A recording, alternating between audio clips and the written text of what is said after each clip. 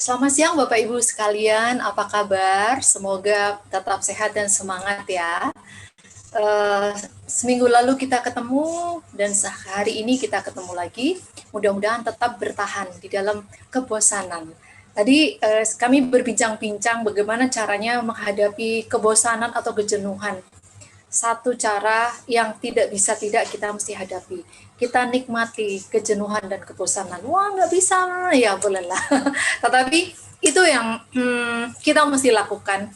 Karena kita tidak setting semuanya, tetapi kita harus adaptasi dengan situasi yang tidak pernah dipikirkan oleh seorang manusia pun, gitu ya. Tetapi mudah-mudahan ada hikmah yang kita dapat, ada hikmah yang kita di balik penderitaan gitu ya, di balik penderitaan kita mendapatkan hikmah apapun yang mungkin kita tidak pernah bisa bayangkan. Mengembangkan hobi, mengembangkan kesenangan, menjalin relasi dengan keberbedaan komunikasi yang dulu dan yang sekarang. Nah, Bapak Ibu, siang hari ini kita akan membahas jaga daya tahan tubuh di musim hujan. Saya tidak tahu Bapak Ibu di berbagai daerah di seluruh Indonesia apakah memang sudah musim hujan atau agak hujan atau bahkan kita dengar ya sudah ada yang kebanjiran dan sebagainya. Bagaimana kita menjaga daya tahan tubuh kita? Ketika kita mau menghadapi hujan, ketika ada mendung di depan, sementara kita harus datang, maka kita berjaga-jaga dengan payung. Tetapi itu secara fisik. Hujan yang seperti apa sebenarnya yang sedang datang, gitu ya? Apakah kalau hujan secara fisik kita bisa menghadapi dengan payung, tetapi hujan yang kita nggak tahu, misalnya selama berapa bulan ini hujan virus yang datang gitu, apa yang bisa kita lakukan dengan hujan virus? Apa yang bisa kita lakukan dengan hujan cuaca? Dan virus itu adalah yang sesuatu yang sudah kuno. Kalau orang Jawa bilang kuno makuno gitu ya, sejak zaman purbakala virus itu memang ada gitu. Tetapi dia baik kalau tidak berubah sifat. Kalau situasi dan lingkungannya itu juga mendukung, dia baik, seimbang gitu. Nah, kali ini kita akan membicarakan hal itu Bapak Ibu, hal ini karena ini adalah bagian yang sangat mendasar sehingga kita bisa bersikap bagaimana menghadapi hujan, entah itu hujan beneran atau hujan virus atau hujan yang lainnya. Karena ketika kita sudah berjaga, kita bakal tahu nih hujan apa yang akan datang dan kita sudah menyiapkannya. Karena kita akan membicarakan tentang sesuatu yang kelihatan dan sesuatu yang tidak kelihatan. Ya, saya akan mulai slide yang pertama. Ya, keluarga adalah institusi terkecil dan institusi yang sangat penting yang tidak diciptakan oleh manusia. Tetapi dalam realitanya seringkali kita tidak atau kita mengabaikannya, bahwa kekompakan keluarga itu menentukan kesehatan secara holistik seperti itu. Karena siapa yang akan merawat kalau kita sakit kalau bukan keluarga? Siapa yang merasa sakit kalau salah satu keluarga itu disakiti, pun ketika disakiti virus ya. Nah, serangan itu selalu datang Bapak Ibu. Nah, serangan yang sering kali kita hadapi itu adalah stres. Ketika kita berbicara stres, itu adalah bisa stres secara fisik. Ya, kalau kita sekarang berbicara tentang cuaca, itu menjadi stresor yang secara fisik. Walaupun itu juga bisa ya mempengaruhi kecemasan gitu. Misalnya ketika kita sedang dalam perjalanan, tiba-tiba hujan, secara fisik kita drop, stres karena demam, batuk, pilek. Tapi secara mental juga, aduh, aku jadi nggak bisa mengejar target dan sebagainya. Nah, kemudian stres fisik itu juga berasal dari makanan dan minuman. Sebenarnya makanan dan minuman itu nggak salah, kan nggak mungkin kan gorengan, donat atau apapun dia masuk sendiri ke dalam mulut, kan nggak mungkin kan. Pasti ada mata yang melihat, ada tangan yang mengambil dan memasukkan ke dalam mulut. Bukan masalah juga ketika kita atau anak-anak kita makan gorengan terus amandel. Wah, ini gara-gara makan, wah itu gara-gara gorengan. Bukan itu masalahnya. Tapi masalahnya ada di mana? Ada di daya tahan tubuh kita gitu ya. Kemudian musim gitu ya. Kalau kita di sini kan ada musim hujan dan musim kemarau dan musim hujan saja gitu kan. Nah, itu mungkin ada masa-masa pancaroba yang menimbulkan fisik kita menjadi drop. Kemudian stres-stres psikis atau psikologi adalah emosi. Ya, itu fisik dan psikis itu bisa bergabung yang akhirnya disebut psikosomatis ya. Lalu ada gangguan hormonal. Gangguan hormonal itu kan juga mempengaruhi emosi. Sangat mempengaruhi fisik dan mempengaruhi psikis seperti itu. Ada pada orang-orang atau kita wanita yang mens setiap bulan itu kan seringkali mood swing gitu ya, dan ketika dalam kesendirian merasa sedih sendiri, merasa menderita sendiri, itu bisa muncul seperti itu. Dan selain itu yang sudah kita alami selama ini ya serangan virus setiap hari, setiap saat ada di mana-mana seperti itu.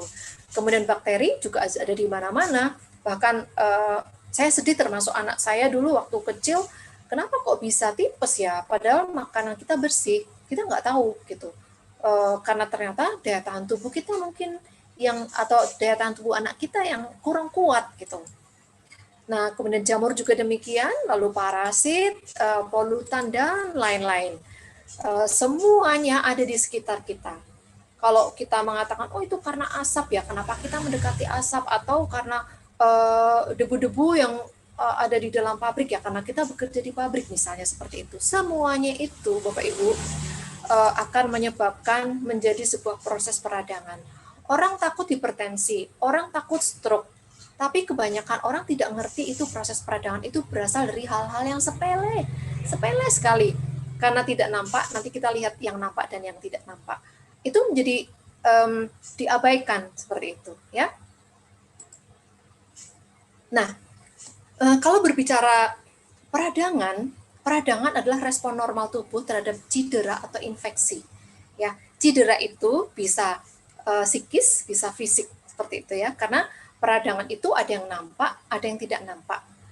Seperti yang saya pernah sharingkan tentang peradangan tersamar seperti itu ya. Dan sel-sel sistem kekebalan bergerak ke tempat cedera atau infeksi dan menyebabkan peradangan.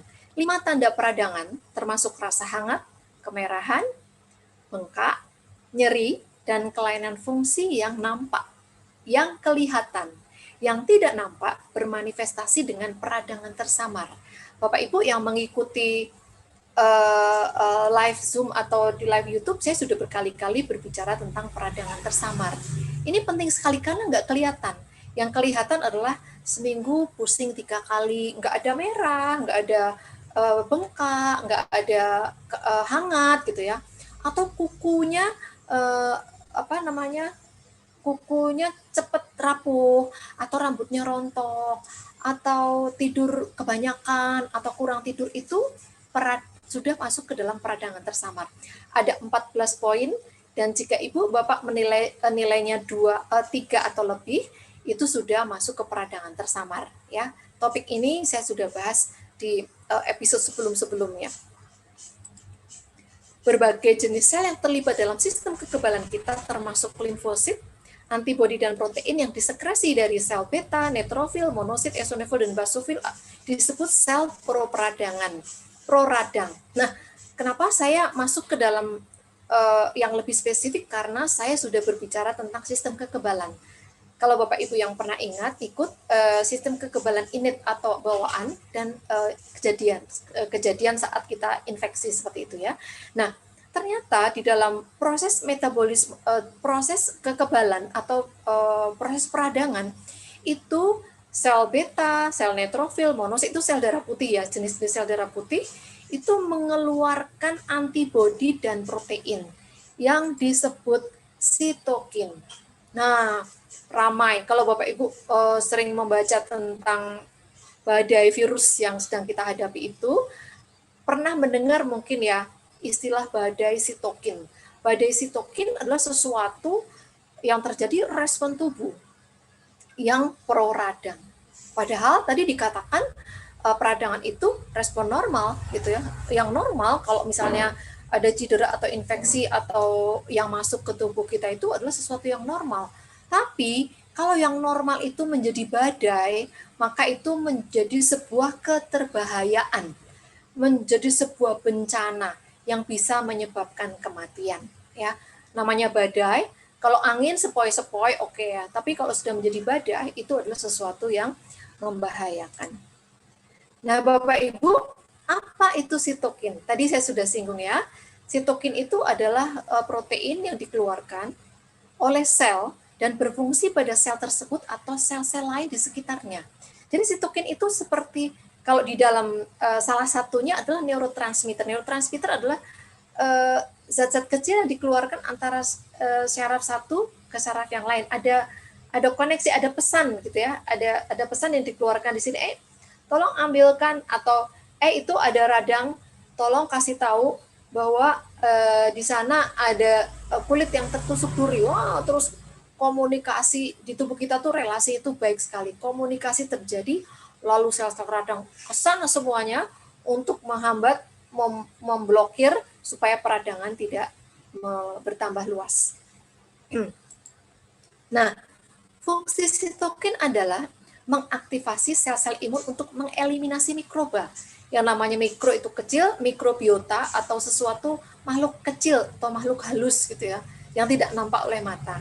Kemudian mengatur hematopoiesis. Hematopoiesis adalah proses pembentukan sel darah, baik itu sel darah merah ataupun sel darah putih atau trombosit atau sel buku darah. Kemudian membantu terjadinya peradangan inflamasi. Betapa pentingnya sitokin kita. Kalau terjadi badai sitokin, bayangkan Bapak Ibu, maka peradangan benar-benar terjadi di mana-mana. Yang akhirnya juga bisa merusak. Terus gimana dong? Bagaimana kita menghambat badai sitokin tersebut? Nah, Sebelum sampai ke sana, kita akan coba kulik sedikit ya. Terdapat 3 cara kerja sitokin. Yang pertama adalah autokrin, auto. Nah, kata-kata auto itu untuk sendiri. Sitokin yang dihasilkan akan berfungsi pada sel yang memproduksinya, gitu ya.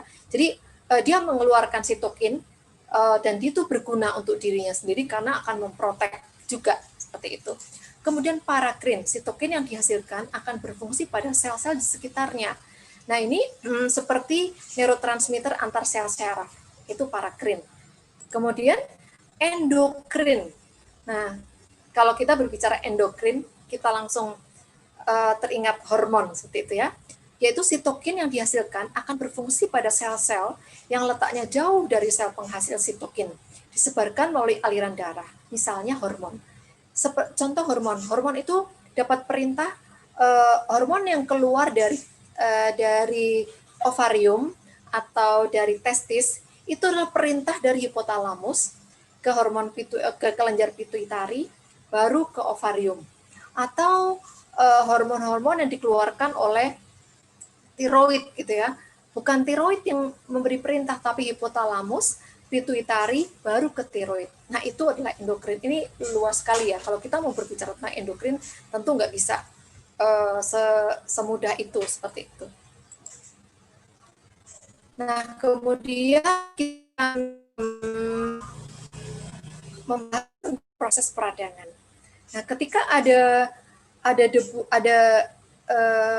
sorry Bapak, ini mungkin mohon maaf ya tadi ada gangguan, tapi abaikan saja. Misalnya ada duri yang menusuk kulit, maka histamin dan prostaglandin akan keluar. Dia akan keluar, kemudian kapiler atau pembuluh darah akan melebar untuk memberikan keleluasaan untuk sel darah putih, ya kapiler dilatasi dan clotting dan pembekuan mulai berjalan. Kemudian chemotaxis faktor itu adalah zat-zat yang melawan virus-virus itu, memakan gitu ya, fagositosis itu.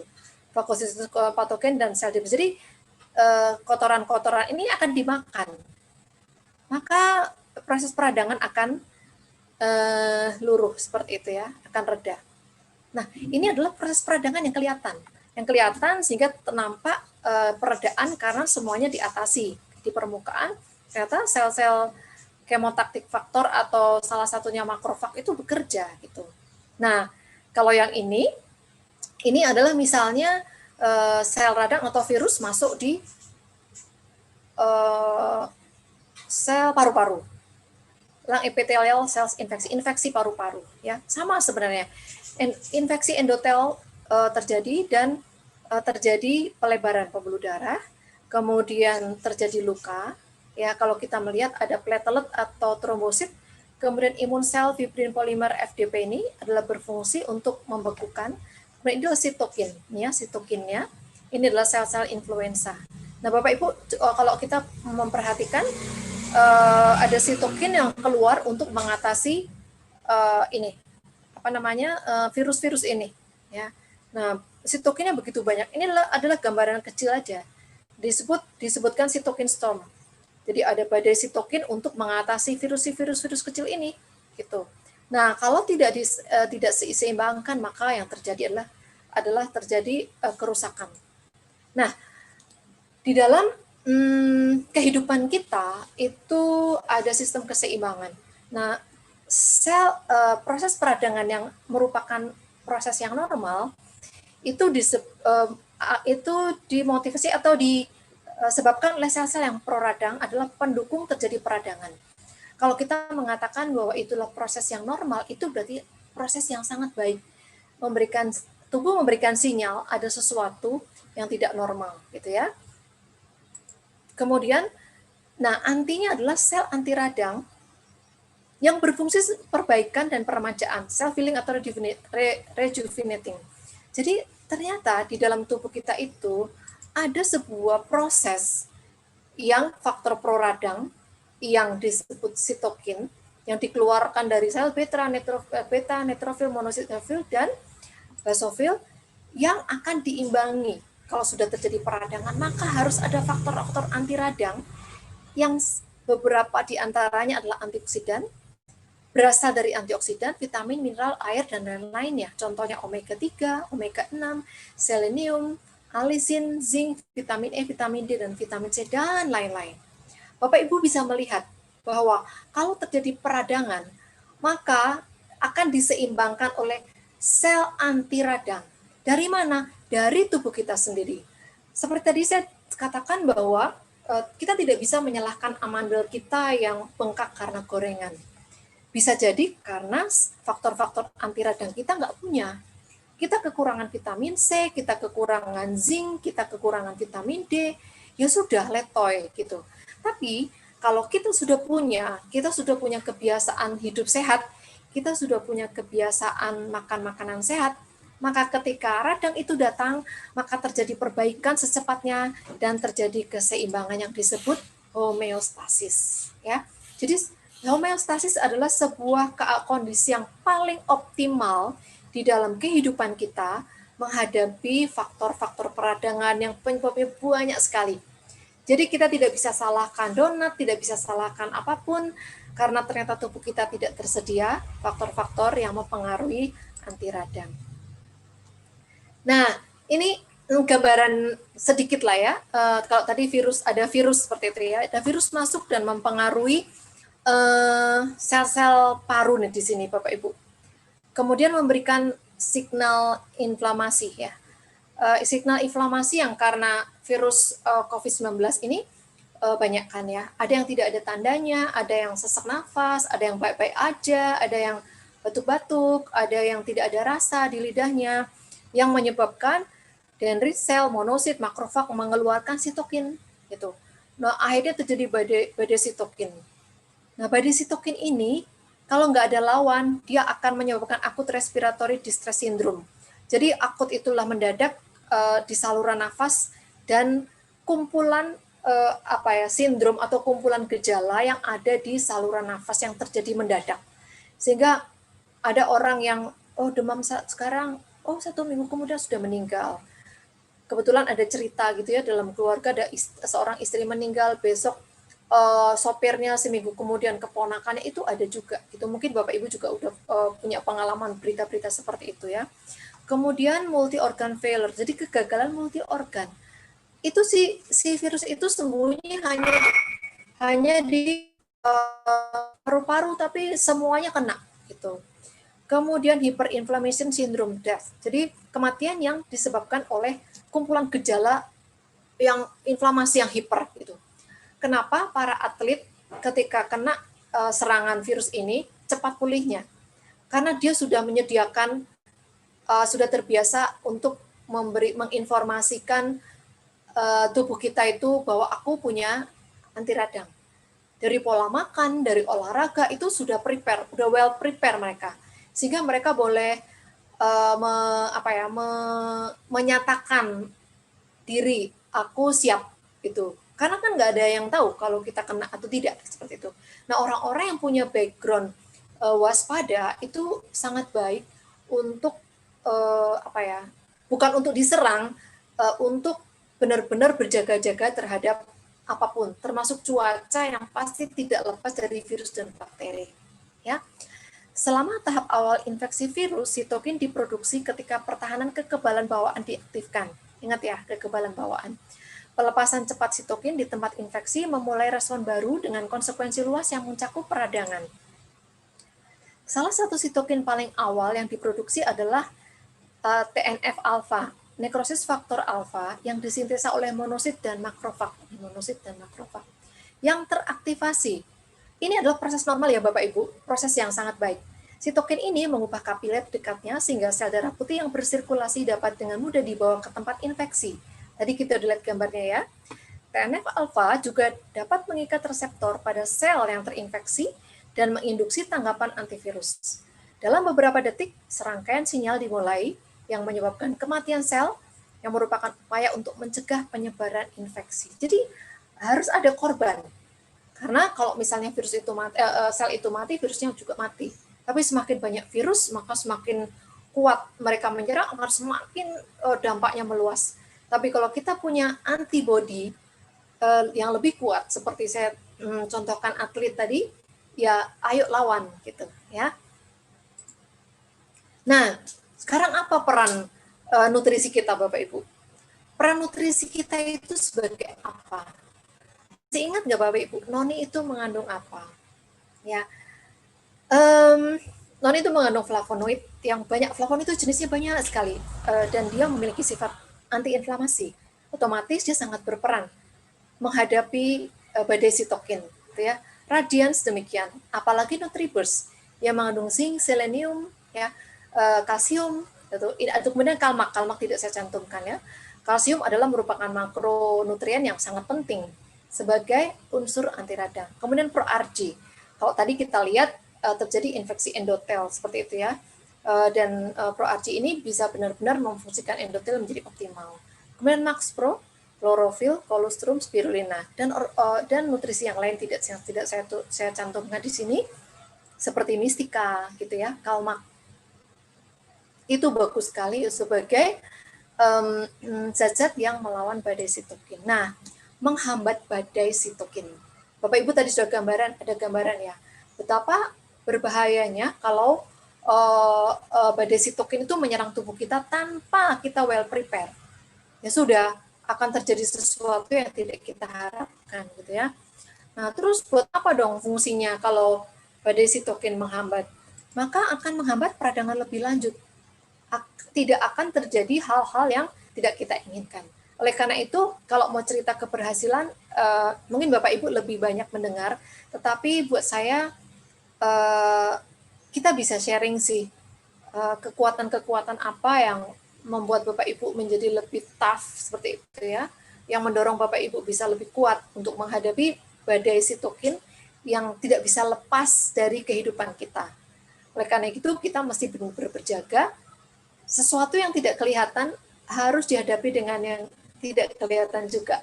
Hujan dihadapi dengan payung, tapi virus bakteri yang nggak kelihatan dihadapi dengan daya tahan tubuh. Sampai sekarang belum ada statement yang mengatakan bahwa virus pandemi ini sudah ada obatnya atau vaksin yang tepat. Oleh karena itu, mari kita berpengharapan dengan tubuh kita yang cerdas untuk kita tingkatkan daya tahan tubuh kita.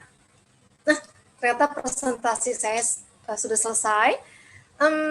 Ketika saya mempersiapkan materi ini, saya sangat antusias karena itu ada di tubuh kita. Gitu. Jangan sampai kita dikerdilkan dengan segala banyak sekali informasi, padahal tubuh kita itu sangat cerdas, tubuh kita itu sangat baik, dan tubuh kita itu mengerti apa yang kita butuhkan. Tetapi kita pun juga harus memenuhinya, yaitu kita terus menjaga tubuh kita supaya tetap stabil, tetap seimbang, atau kita menjaga homeostasis. Ya, ternyata presentasi saya tepat 30 menit, 29 menit. Baik Bapak Ibu, saya dapat titipan dari teman-teman di belakang saya, silakan dibaca dan jangan lupa ya, boleh dinikmati untuk bisa memanfaatkannya. Baik, saya akan lihat apakah sudah ada pertanyaan.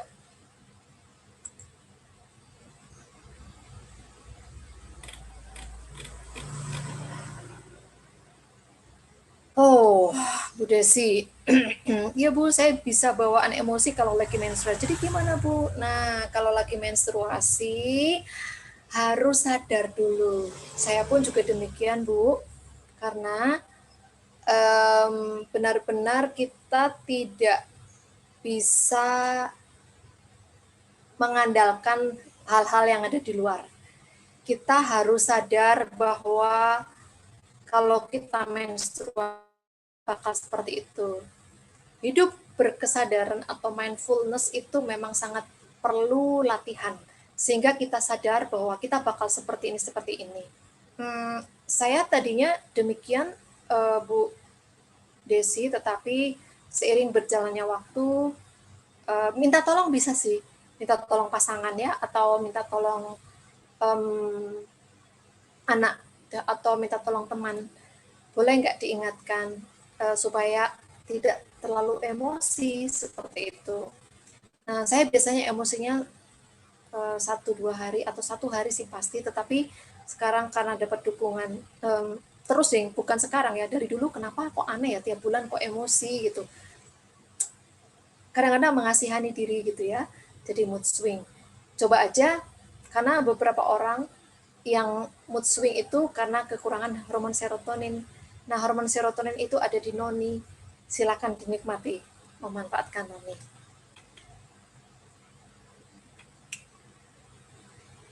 Uh, Kemudian Bu Zubaida, sore dok, akibat alergi dan makan obat gatal, antibiotik badan saya kok seluruh tubuh jadi gatal-gatal ya?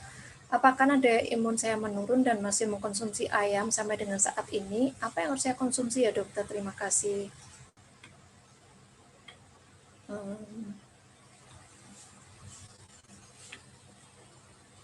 Sebentar ya Bu ya, sebentar.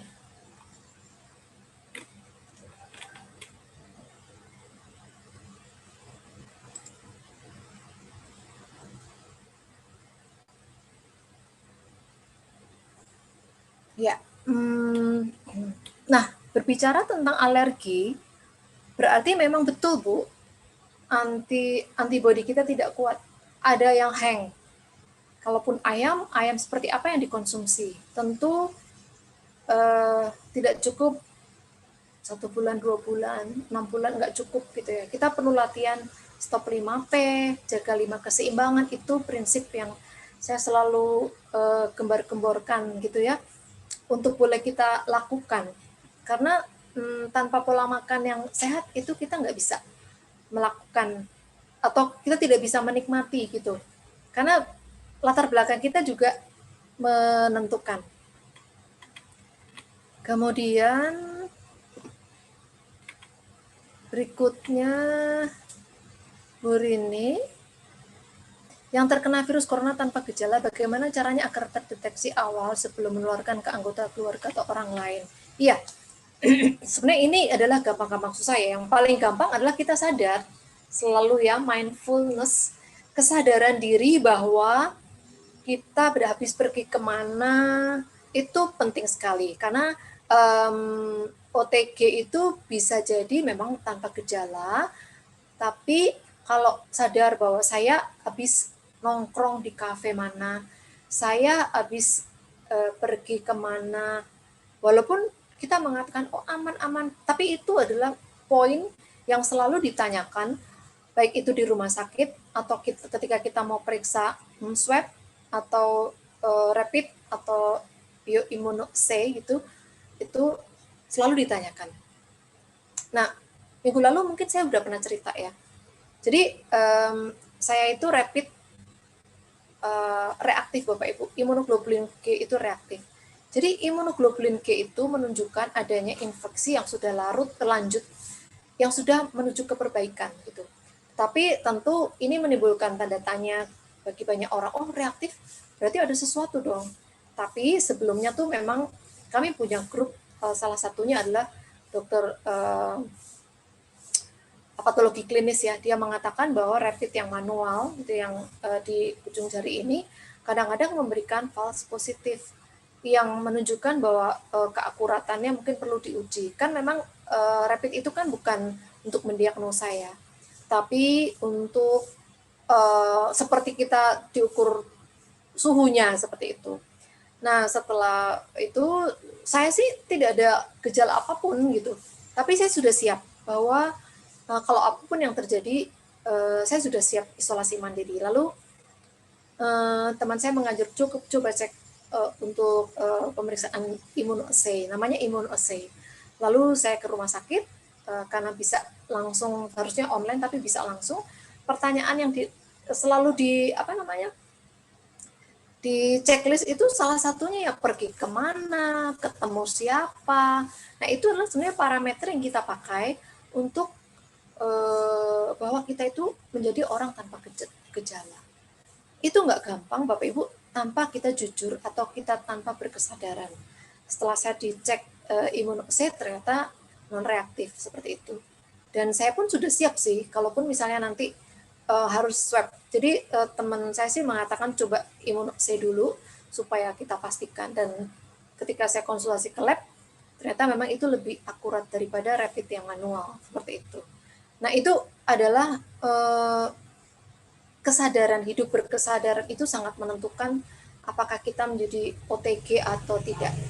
Terutama ketika kita mau berkunjung ke rumah orang tua, lebih baik kita cek dulu gitu ya. Sekali lagi, rapid itu walaupun tidak menentukan diagnosa, tapi itu bisa menjadikan screening untuk kita. Kemudian ada Bu Santi, dok, apa hanya dengan mengkonsumsi klorofil sinergi secara rutin, tentunya dengan pola makan dan olahraga yang baik, bisa membantu menjaga daya tahan tubuh kita terhadap badai sitokin dan gejala peradangan tersamar seperti yang dokter sampaikan tadi? Terima kasih. Tentu masing-masing kita akan berbeda-beda ya, berbeda-beda respon. Kalau memang bisa tubuh kita sudah tercukupi dengan klorofil, ya kenapa tidak gitu. Terus bagaimana dong taunya? Diuji. Kita mesti menguji diri bahwa apakah betul cukup minum klorofil saja sudah cukup daya tahan tubuh kita kuat.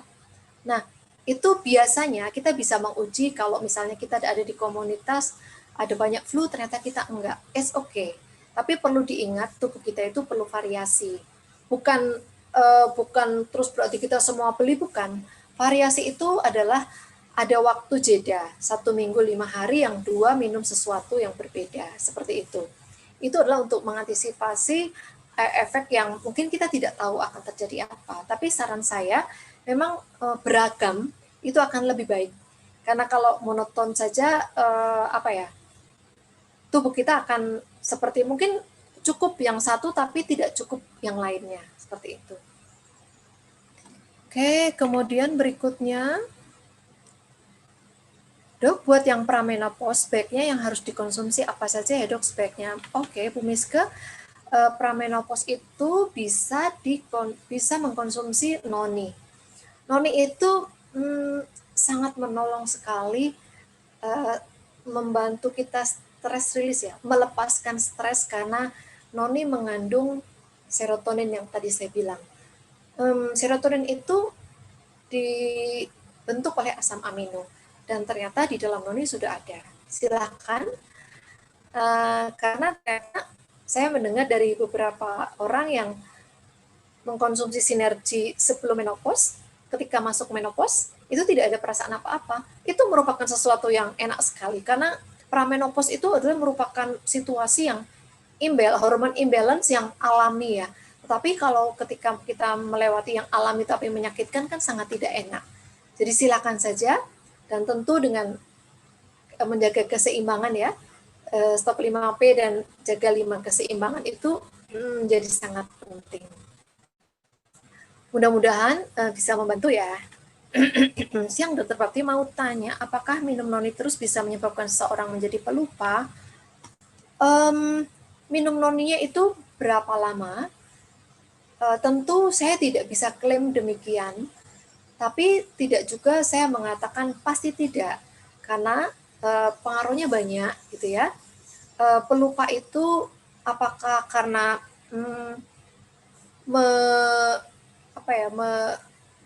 atau kekurangan sesuatu gitu, atau disebabkan karena apa?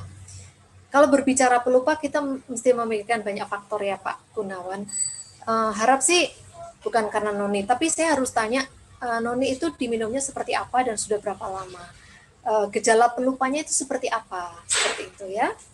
Kemudian dari Bu Cindy, tuh mau tanya, rasa klorofil plus yang besar sama yang kecil rasanya kok beda banget ya? Apa bahannya berbeda? Karena rasanya yang botol kecil lebih manis. Mohon ditinjau. Oh, oke.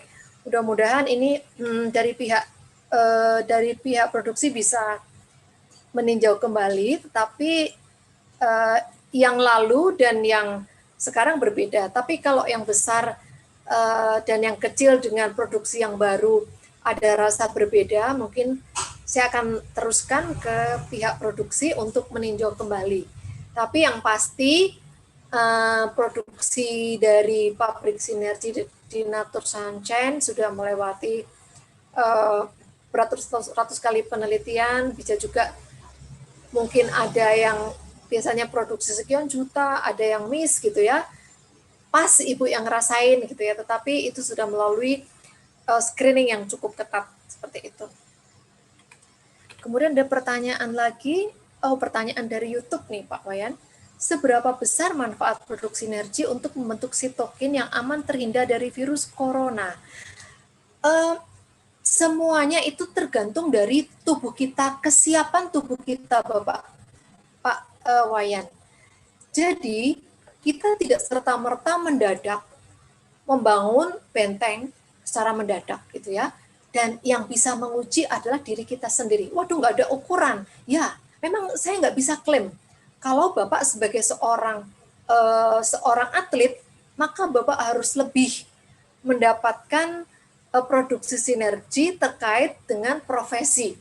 Ya, berarti protein yang tinggi itu akan mendukung dan membentengi Bapak dari baik dari badai sitokin maupun kebutuhan dari seorang atlet. Saya sebagai ibu rumah tangga dan seorang dokter, kalau saya bukan dokter rumah sakit, maka saya tidak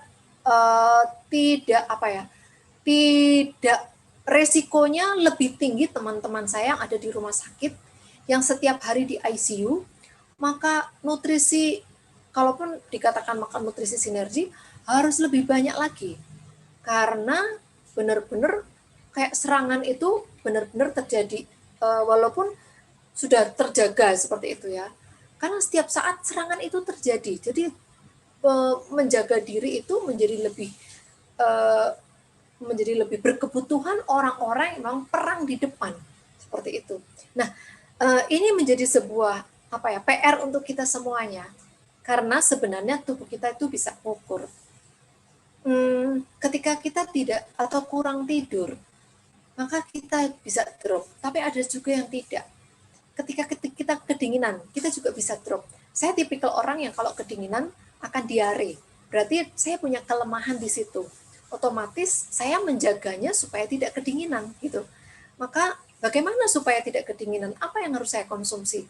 Oh, ternyata saya lupa minum spirulina, misalnya seperti itu ya.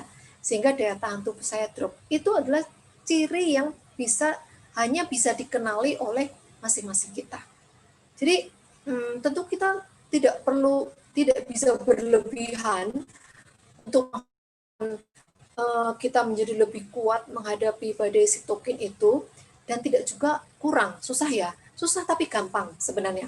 Karena setiap hari sebenarnya kita bisa mengevaluasi diri kita sendiri. Apakah asupan makan cukup? Apakah aktivitas kita juga cukup? Apakah istirahat kita cukup? Apakah kita bisa mengelola stres? Dan apakah kita olahraga dengan baik? Ya, karena badai sitokin itu tidak hanya bisa diatasi oleh produk sinergi. Produk sinergi adalah salah satu dari banyak sekali faktor yang sangat mempengaruhi. Mudah-mudahan kita tidak terjebak dengan produk ya, karena produk itu memang support yang sangat bagus. Tapi kita pun juga harus memperhatikan waktu tidur, kita juga harus memperhatikan asupan makan, aktivitas kerja, dan pengelolaan stres. Oke, berikutnya dok, untuk sakit lutut dikasih nutrisinya apa dan berapa kali konsumsi, dan untuk ambeien nutrisinya apa dan berapa kali konsumsinya? Ya, ini adalah sebuah pertanyaan yang langsung tembak ya. Maksudnya sebenarnya kita bisa cari tahu sakit lututnya kenapa. Kalau sakit lututnya karena obesitas, turunkan berat badan, maka akan berkurang. Tapi kalau sakit lututnya karena sudah sepuh, berarti mesti hati-hati supaya kita tidak lebih parah seperti itu. Bisa dibantu dengan, kalau seperti itu osteoartritis atau pengapuran, itu berarti kan ada semacam sudah degenerasi ya, degenerasi tulang.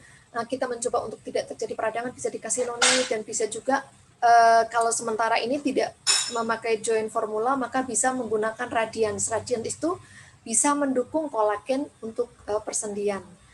Dan untuk ambeien, jangan lupa makan serat, bisa dibantu dengan noni atau mistika seperti itu ya. Jangan lupa air ya, air itu sangat menentukan kecepatan kesembuhan atau menjadi penyebab ambeien. Dok, apakah noni membuat tekanan darah jadi rendah? Ya, jika customer tekanan darah keseharian cenderung rendah, apakah aman minum noni? Aman saja, tergantung dosisnya diatur ya. Kemudian Pak Nur Yasin, saya punya pasien seorang ibu usia 54 tahun, HB turun drastis pada nilai 4, namun setelah transfusi darah 6 kantong darah jenis O ketika udara dingin usai hujan kok terjadi gatal-gatal dan bintik-bintik. Apa sebabnya ya dok? Dan produk sinergi apa yang harus dikonsumsi? Ini sangat kompleks ya Pak, karena kita tidak bisa klaim karena transfusi, atau kita tidak bisa klaim bagaimana dia kenapa, tapi yang bisa kita bantu adalah bagaimana pola makannya. Karena leaky gut atau kebocoran usus menjadi biang dari alergi yang diderita oleh ibu ini. Bagaimana pola makannya itu ya pasti bagaimana porsi karbohidratnya, proteinnya, dan sebagainya gitu ya. Bagaimana asupan makannya, istirahatnya, silakan. Nah kalau Bapak Ibu, kalau Bapak mau kasih produknya silakan, yang paling aman ya kolostrum sama spirulina atau sama noni. Tapi tidak menunggu alergi gitu. Jadi tapi saya tidak tahu ya drop aneminya itu dropnya kenapa, itu juga perlu ditinjau. Karena kita tidak bisa sembarangan kalau sudah ada penyakit asal jejelin nutrisi. Jangan sampai nutrisi kita juga menjadi alergen. Bukan nutrisi kita itu jelek, tetapi karena kondisi tubuhnya yang belum siap menerima. Mudah-mudahan bisa dipahami ya Pak Nur. Bu Juniati, dok, untuk wanita pramenopause lebih baik konsumsi noni atau cukup dengan klorofil saja? Noni dan klorofil baik, kalsium juga oke, spirulina juga oke, tetapi tergantung masalahnya. Kalau masalahnya lebih ke mood swing, itu noni lebih bagus. Dan tentu saya tidak bisa mengatakan lebih bagus dari klorofil, tidak. Tapi dilihat dari gejalanya, misalnya ya, karena mood swing berarti noni perlu stress release. Noni bisa melepaskan stres dengan karena kandungan dari si serotonin itu. Kemudian dari Pak Sutarno, panas untuk anak-anak usia balita yang cocok produk sinergi apa ya dok? Balitanya usia berapa Pak? Kalau klorofil silahkan, tapi yang penting sebenarnya adalah kalau misalnya masih perlu ASI, nomor 1 ASI. Ya berarti kalau di bawah 2 tahun berarti ASI yang nomor 1. Karena ASI adalah makanan tersehat untuk bayi gitu ya, sampai usia 2 tahun. Kalau misalnya 3 tahun, 4 tahun, 5 tahun silakan diberikan klorofil dan kolostrum. Oke, sepertinya pertanyaannya sudah habis.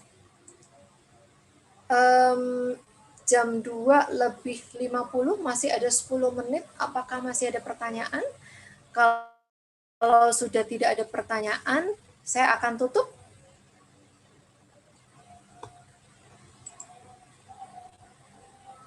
Sepertinya sudah tidak ada kah?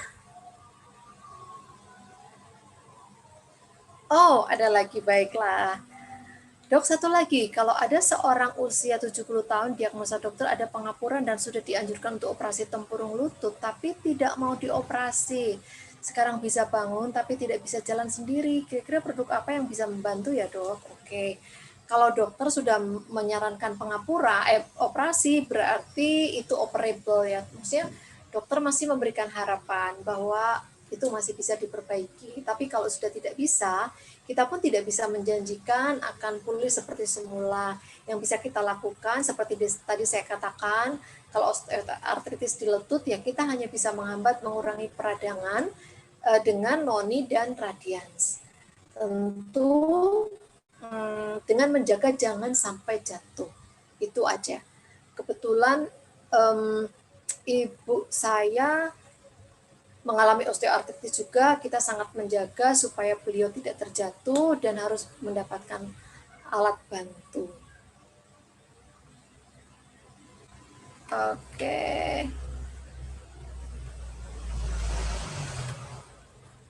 Oh, untuk ibunya, untuk ASI yang bagus itu, ini pertanyaan lanjutan dari Pak Sutarno ya. Kalau misalnya demam ya untuk ibunya bisa, untuk mendukung ASI-nya bisa kolostrum, spirulina, dan kalmak Pak. Karena itu nutrisi yang baik untuk ibu menyusui. Kolostrumnya bisa 3x3, spirulina bisa 3x2 sampai 3x3, kemudian kalmaknya 2x2. Oke? Nah, ada lagi. Kalau gusi kemerah gitu, kepanas dalam gitu, Bu, apa solusinya? Coba dievaluasi apakah apakah cukup minum gusi kemerahan itu, apakah cukup vitamin C-nya, apakah menimbulkan perdarahan, itu perlu dievaluasi ya. Silakan diberikan seperti spirulina colostrum, kemudian klorofil. Tapi tetap dicari akar masalahnya, itu lebih bijak ya. Karena saya kan melihat dari fenomena atau gejala saja. Bu Meske, oh ya dok, buat pengapuran di batang otak yang suka sakit kepala, konsumsinya apa ya dok? Waduh, batang otak itu otak ya bu, nggak apa pengapurannya mungkin di pembuluh darah ya. Saya masih, pertanyaannya masih bias nih, saya kurang tahu. Tetapi kalau misalnya di pembuluh darah, berarti kita mencoba untuk melancarkan pembuluh darah. Itu bisa dengan ProArgi. Silakan ya. Tapi mohon maaf nih, saya nggak bisa mencerna nih. Mudah-mudahan betul nih perkiraan saya. Bisa di pembuluh darah di batang otak kali ya, mudah-mudahan betul. Ibu bisa, oke. Pak Buais Manokwari bisa bertanya kepada nomor pelayanan di Sinergi ya Pak ya, karena saya memberikan pelayanan dengan nomor kantor ya. Oh iya benar dok. Oke Bu, Bu Meska, oke. Jadi di pembuluh darah ya, itu mungkin ya kalsifikasi. Kalsifikasi itu bisa diberikan ProArgi karena dia memperbaiki endotel, bisa juga dengan noni atau garlic. Tapi coba dulu dengan ProArgi, karena ProArgi yang memberikan fleksibilitas dan memberikan tendangan asupan oksigen ke otak. Mudah-mudahan membantu ya. Oke, dari Bu Gina dok, tanya dok, tiap haid nyeri, selalu minum obat apa mium dan belum punya keturunan? Ada mium dan belum? Ya, ini jelas karena hormon imbalance sih. Sangat jelas karena ketidakseimbangan hormonal. Yang pertama dilakukan adalah pola hidup dan pola makan. Itu yang utama. Stop 5P dan jaga 5 keseimbangan. Itu paling awal diberikan. Dan kalau mau sinergi sih, sekali lagi sinergi itu, produk sinergi itu benar-benar menjadi satu faktor. Faktor yang lain itu tadi Bapak Ibu, stop 5P, jaga 5 keseimbangan, stress release, olahraga, dan sebagainya. Itu adalah hal yang harus dilakukan. Nggak bisa itu sekali minum sinergi langsung blok berbalik, nggak bisa juga. Oke Bu Gina, mudah-mudahan bisa paham ya. Oke, produk yang bisa membantu bisa noni dan spirulina dulu. Karena ada miomnya, berarti kita mesti menghambat supaya miomnya tidak membesar dan bisa hormonnya diseimbangkan. Oke Bapak Ibu, sudah cukup? Masih ada lagi? Masih ada 6 menit. Oke, mudah-mudahan bisa bermanfaat ya. Karena ini live di YouTube juga, teman-teman di YouTube mudah-mudahan bisa menikmati presentasi saya hari ini, karena saya sangat sangat antusias sih menyiapkan, karena ini basic banget. Kalau kita benar-benar memahami hal ini, mengerti tentang peradangan, baik itu peradangan yang nampak dan tidak nampak, itu benar-benar menolong kita untuk hidup berkesadaran. Oh, masih ada nih. Dok, kalau untuk yang sudah cuci darah seminggu 2 kali, produk apa yang bisa dikonsumsi? Ibu, saya tidak bisa klaim harus dikonsumsi apa, karena cuci darah itu adalah sesuatu kondisi yang sudah kronis, dan saya perlu data lebih lanjut, karena saya perlu data ureum kreatinine berapa, bagaimana kondisinya, boleh minum berapa banyak. Saya biasanya menanyakan hal itu ya, karena sangat berbahaya kalau kita salah kasih. Oh, Bu Lina, 5P itu apa sih? Ini pertanyaan yang bagus ya. Terima kasih untuk keterusterangan Ibu ya. 5P itu stop, 5P itu stop, gini deh. Ya, stop pemanis buatan, gunakan pemanis alami. Paham ya? Pemanis buatan itu tidak mengkonsumsi gula pasir, tapi mengkonsumsi pemanis yang alami seperti gula merah, gula aren, gula kelapa, seperti itu. Kemudian stop penyedap rasa, segala bumbu masak instan apa itu adalah racun. Kemudian stop pewarna buatan atau pewarna digunakan pewarna alami. Kemudian pengawet, stop semua produk kemasan, baik itu biskuit apa semuanya stop. Kemudian pangan dengan pestisida dan GMO, itu stop semua pangan yang mengandung pestisida. Kan nggak mungkin dok, kita nggak mungkin lah beli sayur semua organik, betul nggak mungkin, tapi pasti kita bisa upayakan. Oke, Bapak Ibu sekalian, terima kasih untuk perhatiannya, terima kasih untuk pertanyaannya. Apakah masih ada? Masih 4 menit waktu kami sampai jam 15. Oke, saya tunggu sampai jam 3. Kalau tidak ada, saya akan tutup. Sampai jumpa minggu depan dengan tema yang lain lagi. Semoga bisa menikmati Zoom dan YouTube Live pada siang hari ini. Mudah-mudahan bisa bermanfaat. Mari kita menjadi influencer untuk keluarga kita dan untuk lingkungan kita. Sekali lagi, keluarga adalah institusi terkecil dan institusi terpenting di dalam sebuah negara atau di dunia. Karena negara yang kuat dibangun oleh keluarga yang kuat. Baik Bapak Ibu, sekian presentasi dari saya. Terima kasih untuk perhatiannya dan selamat siang, sampai jumpa.